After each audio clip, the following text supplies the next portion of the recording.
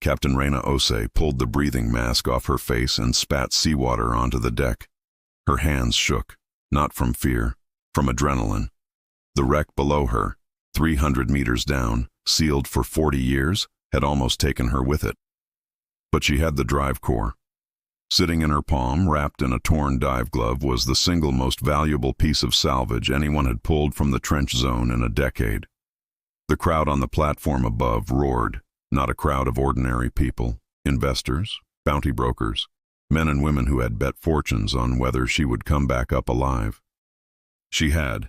Her legs barely held her as she climbed the last rung of the ladder onto the platform deck. Salt water ran down her arms where the pressure suit had torn. Her ears still rang from the depth, but she was standing. The wreck was not. The gathered crowd, engineers, financiers, mercenaries from a dozen shipping conglomerates, pressed in close, their voices a wall of noise under the floodlights. They had come to watch her die. Instead, they had watched her win. A horn sounded twice. The noise softened. Reyna knew what came next. She had watched other divers stand on this same platform before her. The reward ceremony. High on the observation deck in a chair built like a throne of brushed titanium sat Director Aldrich Voss. He ran the Meridian Salvage Consortium, the company that owned this stretch of ocean, this platform, and technically, the rights to everything pulled from the trench zone. A woman in a gray consortium uniform stepped to the railing beside him. Her voice carried through the platform's speaker system. "The diver has proven herself," the woman announced. "She has recovered the core in defiance of every projection. By consortium salvage law, she has earned a reward." Reyna had heard about this part. Winners of deep salvage contracts were given payment. Sometimes credits, sometimes equipment, sometimes a share in the recovered tech. For her, the consortium had something else in mind. 2 figures were escorted onto the platform, flanked by security. Reyna's stomach dropped when she saw them. Both wore consortium debt collars, thin bands of black metal locked around their throats. Both had the hollow, sun-starved look of people who hadn't seen daylight in months. The first was broad-shouldered and scarred, her forearms marked with old burn tissue. She stood with her chin up despite the collar, despite everything. Reyna recognized the tattoo on her wrist, a diving guild mark. This woman had been a salvager once too, before she'd been sold into a debt contract she could never work off. The second was smaller, younger, and trembling. He kept his eyes on the deck. A data tech, judging by the calluses on his fingers. Someone who used to work systems and code, not pressure suits. These 2 were acquired under standard debt recovery contracts, the woman continued. One is a former salvage diver, forfeited to the consortium after a failed expedition. The other is a systems technician, indentured after a family default. By right of victory, you may claim one as your bonded worker. She, or he, will serve your vessel's contract for the remainder of their debt term. Reyna felt sick. She looked at the diver. The woman met her eyes without flinching, the look of someone who had decided long ago that she would rather die than kneel for anyone again. She looked at the technician. He didn't look up. His shoulders were shaking, just slightly. He was trying very hard not to let anyone see him cry. The crowd began to murmur, then chant. They wanted a choice. They wanted to see which one the winning diver would take. Reyna had taken this contract because she needed the money. Badly. Her boat was one payment away from repossession. The consortium had offered danger money that could save her crew's livelihoods. But she had never signed up to own another person. She thought about her father, who'd raised her on that same boat. He used to say the ocean didn't care who you were, but people had to. That was the whole job. That was the whole reason you went down into the dark, to bring things back up, not to take people down with you. She looked at the diver again. A woman like that could crew a boat like no one else. She could help Reyna survive the trench zone for years. She looked at the technician. He looked like he'd break under one more hard shift. But debt techs knew the consortium's systems from the inside. He might know things that could matter far more than muscle ever could. The crowd grew louder, impatient. The consortium officer raised a hand for silence. "The diver must choose," she said. "It is required. Choose and claim your reward." Reyna walked slowly across the platform. Her boots left wet prints on the metal grating. The whole platform had gone quiet enough that she could hear the waves slapping against the hull below. She stopped a few feet from both of them. She had made her decision. It was not the one anyone expected. She turned away from both prisoners and looked straight up at Director Voss. "I choose neither." The words landed like a dropped anchor. Nobody moved, nobody spoke. Even Voss, high above them, seemed frozen mid-breath. Reyna stood alone on the platform, 2 indentured strangers behind her, 100 pairs of eyes on her from every level of the rig, and somewhere above, a director who had absolutely no idea what she was about to do next. The real test was only just beginning. The silence lasted only a few seconds. It felt like an hour. Then the platform erupted. Shouts, confused chatter across a dozen languages, brokers turning to each other, trying to figure out what they'd just watched. Above them, Director Voss rose slowly from his chair. Even from that distance, Reyna could see the surprise on his face, followed quickly by something colder. The consortium officer at the railing looked between Reyna and the director, unsure what to say. This had never happened before. The salvage code was clear. The winner chooses. What happened when the winner refused to choose at all? "You do not have the option to decline," the officer finally said, her voice sharp over the speakers. "Consortium law is explicit. A winning diver claims their reward." "Where I'm from," Reyna said, loud enough for the whole platform to hear. "People aren't cargo. I won't take either of these two as property." The murmuring turned into arguing. Some of the brokers looked offended. Others looked oddly curious, like they were watching something rare happen and didn't want to look away. Voss made a small gesture. The officer nodded and spoke again. "Refusal is an insult to consortium contract law. The penalty is forfeiture of your vessel, your license, and your salvage rights, permanently. But the director is generous. He offers one final chance. Choose a reward or lose everything you have." Reyna had expected this. The consortium didn't let people walk away clean, but she had a plan, a dangerous one. It might not work. "And what happens to them?" she called out, nodding toward the 2 prisoners. "If I refuse again?" The officer paused, glancing up at Voss. After a long moment, she answered, "Their debt contracts will be sold to a harsher buyer, immediately. Their terms will not improve." The scarred diver's jaw tightened. The young technician flinched. Reyna nodded slowly. This was exactly the answer she'd been hoping for. "I want a private meeting with the director," she said. "I have information about a wreck the consortium has been searching for 6 years. Something worth far more than one bonded contract."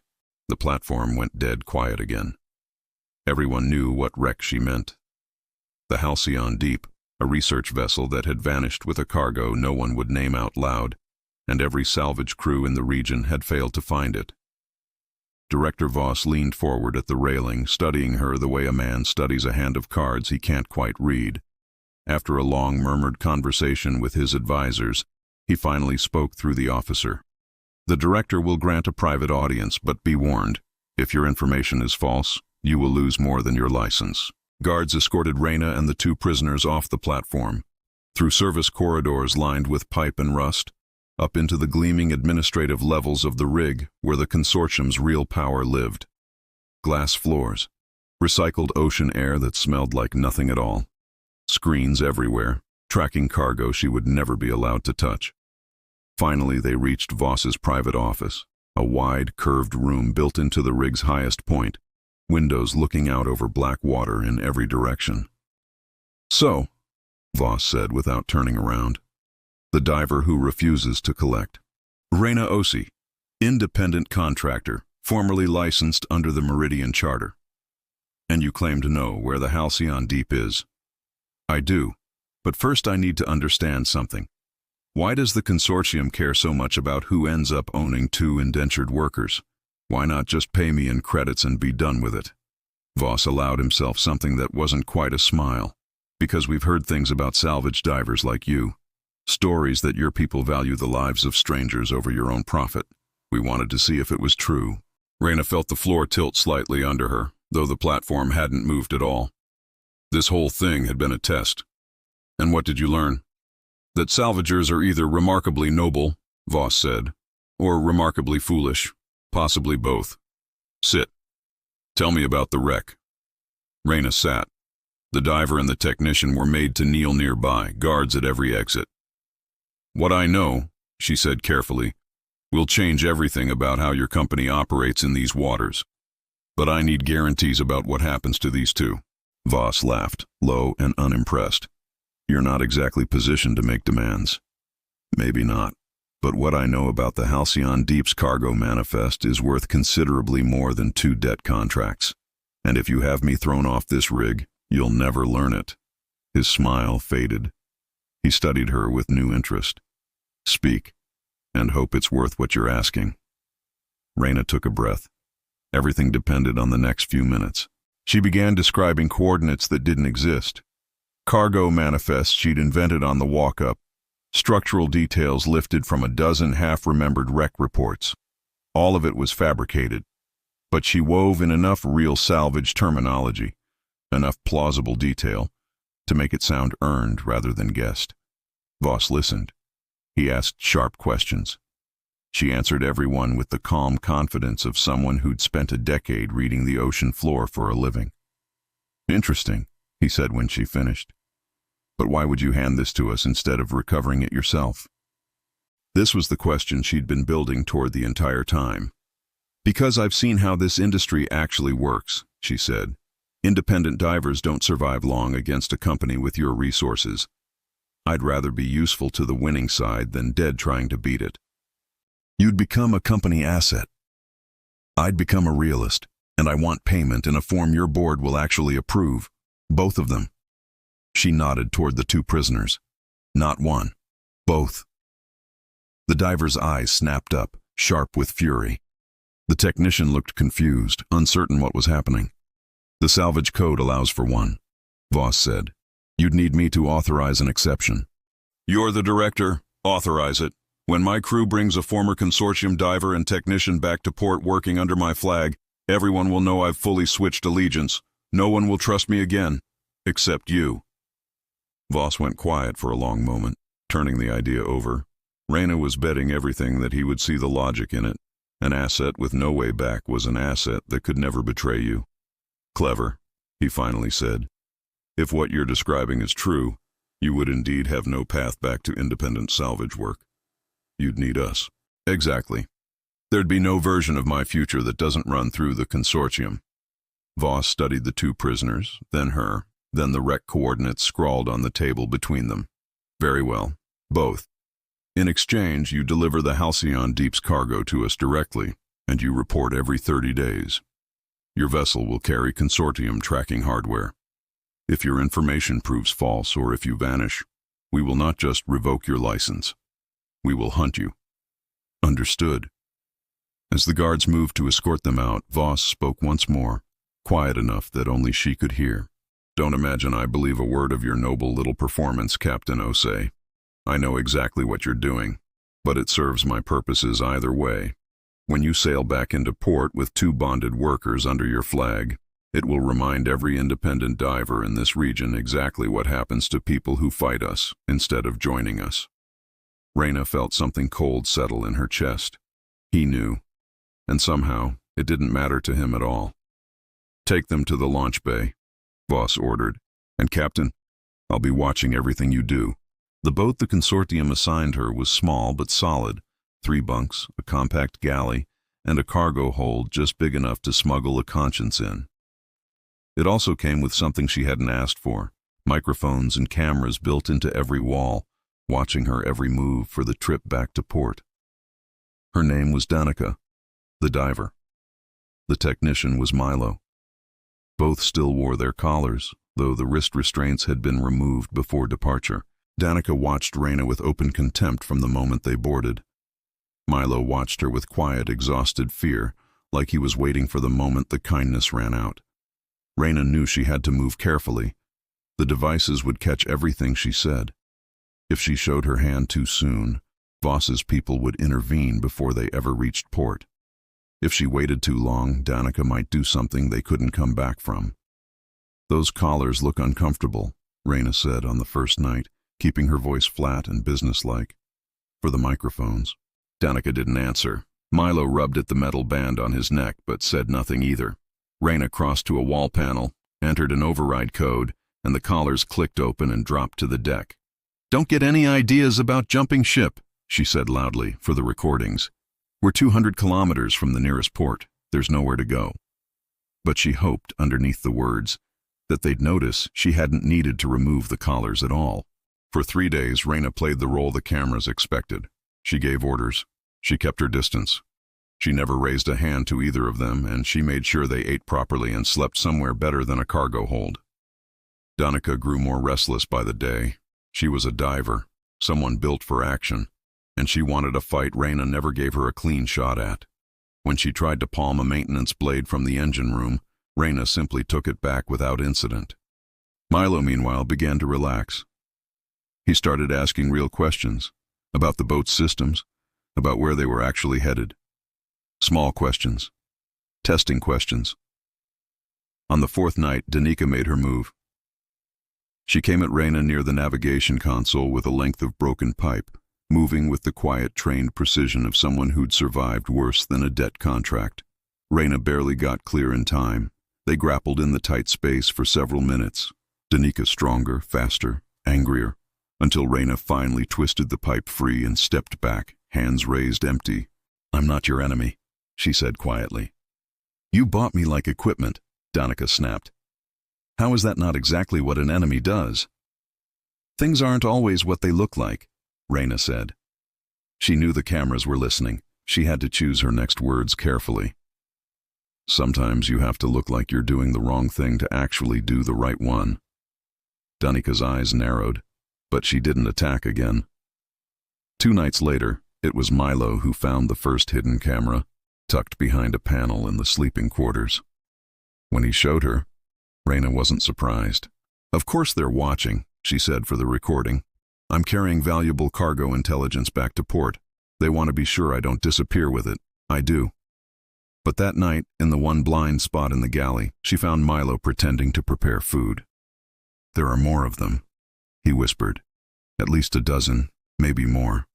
"Keep finding them," she whispered back. "But don't touch them. If they go dark, our watchers will get suspicious." "Why do you want to know where they all are?"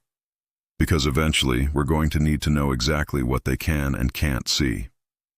Milo stared at her in the dim light. "You're not what you're pretending to be." "No, I'm really not." From that night on, Milo worked with her instead of against her, playing his part perfectly whenever the cameras had a clear line of sight. Danica took longer.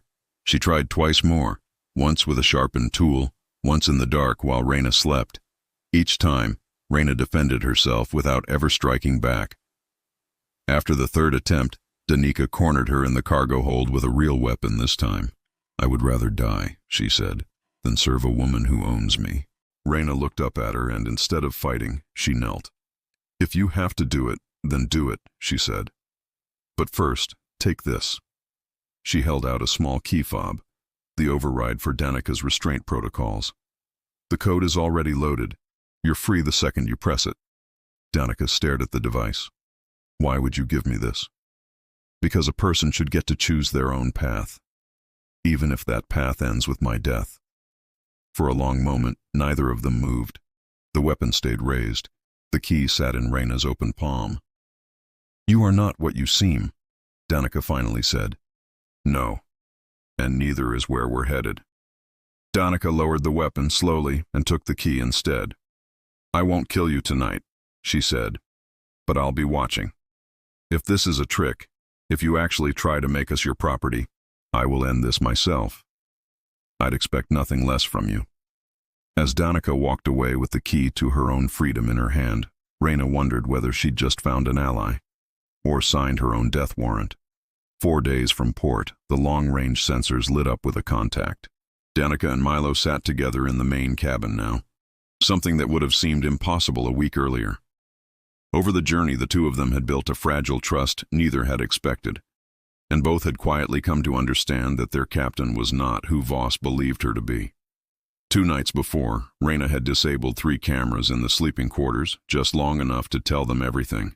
The fake wreck coordinates, the deal with Voss, the promise that the moment they reached port, they'd both be free. "You risked your license, your whole life, for 2 strangers," Danica had said. "Because it was the right thing to do," Reyna answered. "Because no one should own another person. That's the whole reason people like us go out on the water in the first place, to bring things back, not take people down." Now, hours from home, the console blinked with an incoming signal. "Unregistered vessel," a voice crackled over the comm. "This is Harbor Patrol Cutter Meridian Watch. Identify yourself and state your business." Reyna knew the consortium's microphones were still recording every word. She chose her language carefully. "This is Captain Reyna Osei, independent salvage license, returning from a consortium contract with time-sensitive intelligence about the Halcyon deep wreck site." A pause. "You're listed as overdue. Your last transponder ping was 11 days ago." "Confirmed. I was operating under consortium contract in restricted waters. I have information they'll want kept out of consortium hands." It was technically true.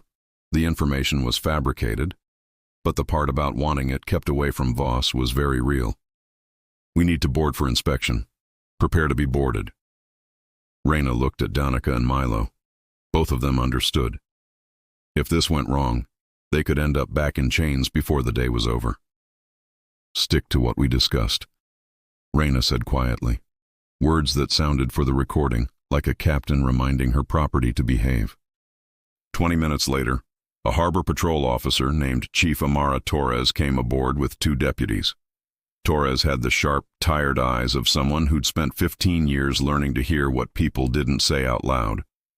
"Bonded workers?" she asked, looking at the collars still sitting unused on the table. "Former consortium debt contracts," Reyna said, "reassigned to me as payment." Torres studied Reyna for a long moment. Something in her tone had caught the chief's attention. "And what intelligence do you have about Meridian Consortium operations?" Reyna recited the fabricated wreck coordinates she'd given Voss, but this time she wove in small, deliberate errors, depth readings that didn't match any real trench, cargo classifications that didn't exist in any legitimate registry. Signals meant for someone who knew how to listen. Torres caught every one of them. Her expression didn't change, but her eyes did. "I'll need to speak to your 2 passengers privately," Torres said. "Standard procedure." Reyna nodded. She couldn't object without looking suspicious to anyone still monitoring the feed. Torres spent half an hour alone with Danica and Milo. They told her everything: the debt contracts, the arena-style bidding, and how Reyna had treated them since the moment she'd walked away from Voss's platform. "She never hurt us," Milo said. "She gave us our collars off within a day. Real food, real bunks." "She could have let me kill her," Danica added. "Instead, she handed me the key to my own restraints. No one who actually wants to own a person does that." When Torres returned to the main cabin, she had the full picture. "Your 2 passengers will be processed as recovered debt fraud victims," she told Reyna. "They'll get medical checks, legal representation, and a hearing to void their contracts entirely." "Understood," Reyna said for the cameras. "I no longer have use for them anyway." But her eyes said something else entirely. They said goodbye to 2 people who'd trusted her with their lives when they had every reason not to. 3 months later, Reyna stood in a maritime regulatory hearing room, giving testimony alongside investigators from 4 different port authorities. Danica and Milo sat beside her, no longer collared, no longer property, both now certified witnesses in an international debt trafficking case against the Meridian Salvage Consortium. The false wreck coordinates had sent 2 consortium recovery ships into water that didn't hold anything but empty trench. More importantly, Danica and Milo's testimony, backed by dozens of other recovered contract workers, exposed a trafficking pipeline the consortium had run for over a decade. The regulatory board revoked Meridian's operating license across 3 maritime zones. Director Voss was indicted on charges that would keep him out of any boardroom for the rest of his life. Outside the hearing room, Danica waited in a harbor patrol officer's uniform. She'd taken a position helping identify other trafficked salvage crews. Milo had been hired by the Regulatory Board's tech division, tracing hidden financial routes the consortium had used to move indentured workers between rigs. "So, what now?" Danica asked. "Now we go find the others," Reyna said. "There are still crews out there working off debts that were never legal in the first place." Milo smiled. "I already found 6 more rigs running the same collar system Voss used on us." "Then that's where we start," Reyna said. Danica grinned, the fierce, dangerous grin of someone who'd learned exactly how to use her strength for something worth fighting for. "Good. I was hoping you'd say that." The 3 of them walked out toward the harbor together, toward a boat that would carry them back onto the water, not as owner and property this time, but as a crew. Reyna thought about the choice she'd made on that platform months ago. She'd been offered 2 prizes and taken neither. Instead, she'd chosen something the consortium never accounted for.